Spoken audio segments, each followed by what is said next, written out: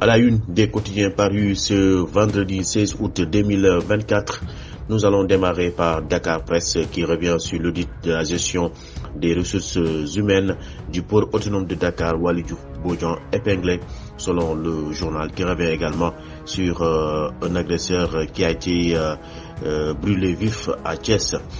Et puis nous allons voir ce qui se passe dans Bes Bi du jour, prise de la presse, les dialogues à la une de ce quotidien. Remords pour la France, c'est à lire également sur Bes Bi. Yor, occupation irrégulière du littoral, doute sur la fiabilité du rapport de la commission remise au président Bassirou Diomaye Faye. Le président Diomaye Faye ne devrait-il pas demander une contre-vérification, s'interroge le journal Yor. L'Observateur, Amnesty, le mauvais aloi, le vœu des victimes et les éclairages des juristes sur la portée de l'abrogation de cette loi. Témoignage, la vie des malades après la transplantation rénale. Je me considère comme une survivante, se confie une victime dans le quotidien L'Observateur. Le quotidien L'Observateur revient également sur la sortie des syndicats du port autonome de Dakar, de graves accusations contre le DG du port Waly Diouf Bodian. Un homme brûlé vif après une agression mortelle à Thiès, c'est à lire dans L'Observateur. Et puis Source A revient aussi sur la véritable raison de la libération de Adama Faye, le frangin de l'ex-première dame du Sénégal, Marième Faye Sall.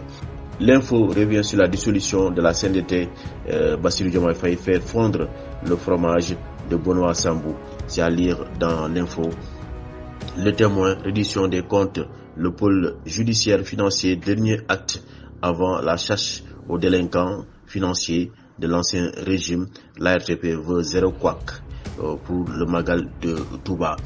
Vox Populi, 9 morts et plusieurs blessés dans un accident. C'est le jeudi noir, mentionne le quotidien Vox Populi. L'accident a eu lieu dans le département de Diourbel. Les Échos revient sur Ibrahima Thiam Toubé, fait des graves révélations, inculpé puis acquitté dans l'affaire de la drogue saisie au port en 2019. La gestion de Waly Diouf Bodian décriée partout dans les journaux. Les Échos revient également sur la sortie des syndicalistes. Dissolution de l'Assemblée nationale, Walfadjri en fait également un grand sujet. Les députés sur le siège éjectable, c'est à lire dans Walfadjri. Et puis frontière sénégalo-gambienne, président Barrow libère 353 camions sénégalais. Le quotidien revient sur les misères de Macky Sall, l'ancien chef d'État privé de membres de sa sécurité et de ses collaborateurs. C'est à lire dans le quotidien, bras de fer, presse État, parfum de dégel. C'est ce qu'on peut lire dans Sud Quotidien. Prix de riz, huile, sucre, ni baisse ni contrôle, mentionne enquête aujourd'hui dans sa parution. Libération revient sur le carnage financier de la caisse de sécurité sociale. Le préjudice passe à 2 milliards de francs CFA. Rationalisation des dépenses publiques, Diomaye enterre la CNDT de Benoît Sambou.